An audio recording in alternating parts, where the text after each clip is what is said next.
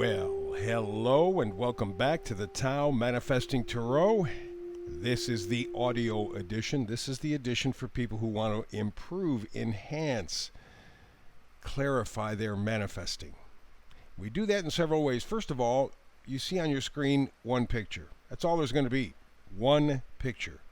No moving visual stuff. I don't want the visual distractions. Anytime that you are watching something on a two-dimensional screen, which virtually all screens are, you are in the role of a spectator. I want you to be a participator. That is the way that we get into your subconscious. That's the way we unlock your ability to manifest. And so I do that with a minimum amount of visual distraction. Second thing is, in my reading, I try to inspire you. If I can inspire you, then I can fire up your imagination. And that makes manifesting a whole lot better. That is the goal for me every day, because I do a brand new read every day, 365, is to inspire you for that day. And we can slowly begin to tap into that manifesting power. So we begin today, bottom row, middle card as usual, the Oracle card, Chaos and Conflict.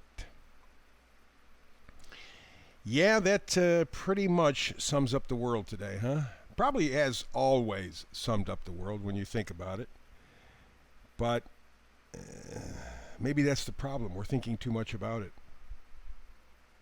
Maybe we are suffering from information overload.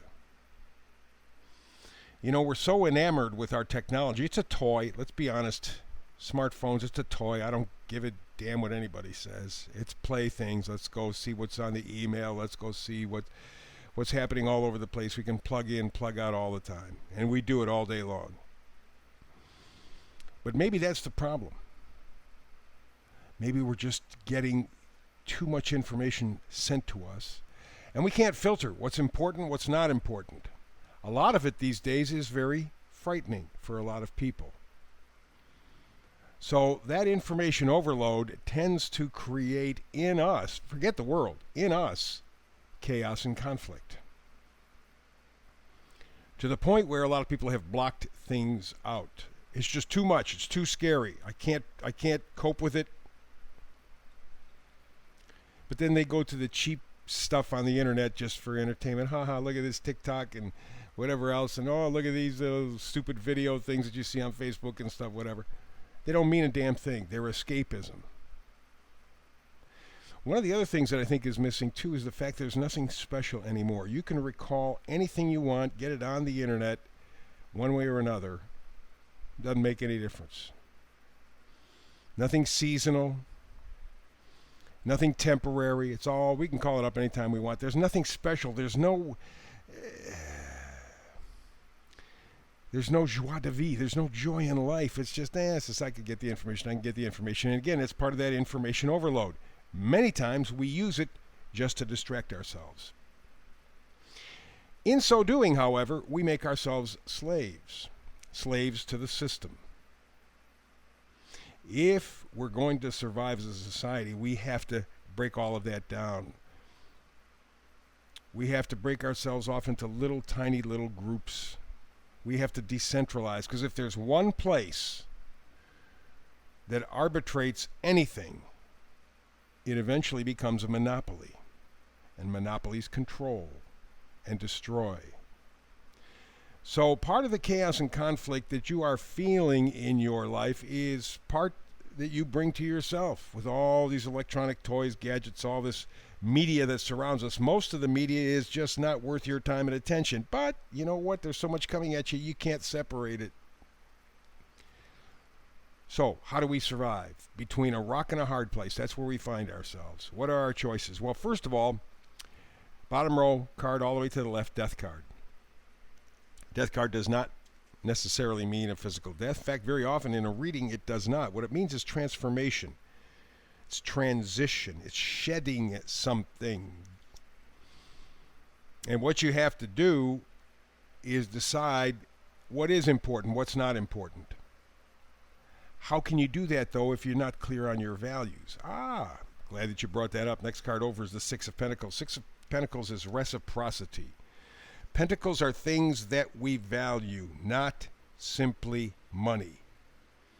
Their love, their friendship, their health, their happiness. Money can't buy any of those. And so those are the really true values in life. And the Six of Pentacles says that you have a balance. You have an abundance of strong, solid values. You don't need a lot of them. It could be 2 or 3 key ideas that take you through your life. But these ideas will come to you once you decide the death card is what you want to play in your life. There's some area of your life that you got to kill. Get it over with. Get it out of here. Don't want it anymore. Don't need it anymore. We're in bondage, kind of. So we want new beginnings. But to begin something, you have to end something. And ending something is the false attachments to false values. Things that you've been told are important that aren't really important. But those values support the people who are controlling your life. So you have to figure all that stuff out. Geez, what am I going to leave behind? What am I going to kill in my life so I can move forward? How can I move forward to the Four of Wands, the next card? Four of Wands is 1111 card. Everybody loves the 1111 card. It's harmony, it's celebration, it's excitement, it's stability. But with all wands, it's joy and enthusiasm. You are participating in your life in a way that means something to you. Not anybody else, to you. And when that happens, you are connected to your life. When you are connected, something that you cannot buy, this is where the death card comes in with the Six of Pentacles. You have to figure out what's important. Once you figure out what's important, now you're on the road to freedom and happiness and joy, the 1111 card. And to follow that up a little bit, here we have the Knight of Wands. The Knight of Wands it could almost come before the Four of Wands, because knights always bring gifts. And in this case, the knight can bring you the prospect, the possibility of enjoying your life. Imagine enjoying your life. Being excited, being involved, being tuned into your life. You can do it. You can do it, but you have to decide what is important to you and leave the rest behind. The death card is, I'm done with this. It's not helping me out. It's not making me happy. It's not connecting me to my life. It's gone. I'm going to go to a life of Six Pentacles where I get reciprocity. I get a nice balance in my life in terms of my values. I can get to that 1111 card that way. Let's go up top. All the way to the left, Page of Pentacles. Pages change the storyline. Pentacles, pages, you're going to change your values. There's some adjustment that has to be made in your values. And you're going to have to work on this a little bit. This may be a little tricky, and it could be just sorting through all the crap that you've been told all of your life and trying to figure out what makes sense for me, what works for me, what makes me feel like I'm worthwhile, what makes me feel like I'm living my life, not somebody else's life. So the Page of Pentacles and the Eight of Pentacles say you're going to have an opportunity to reformulate what's important to you. You're going to have to work on that list, however. It will not come, I don't think, automatically. You're going to have to filter through things. But when you do, the Queen of Wands shows up. The excitement, the positivity, the enthusiasm. The Queen of Wands, this is a gal who, when she walks into the room, everybody knows she's there. Not just because she's a queen,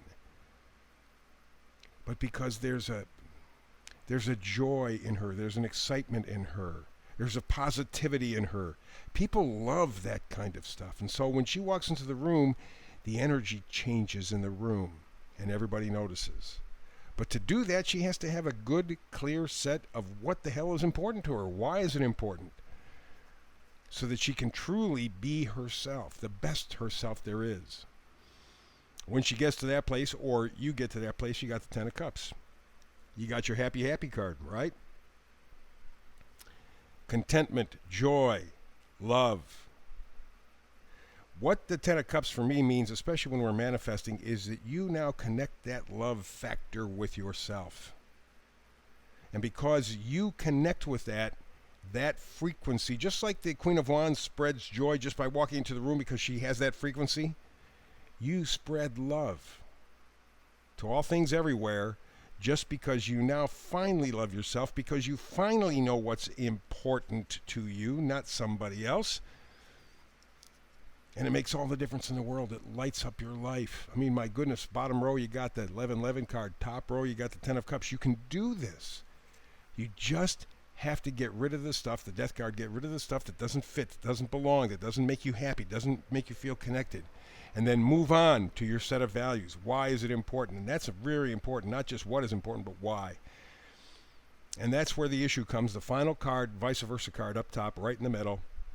It's the Two of Swords. Twos are always decisions. Swords are thoughts, ideas. So, question is, as we've been saying all along through this reading, you got a decision to make. What's important, what's not? What do I leave behind? What do I take with me?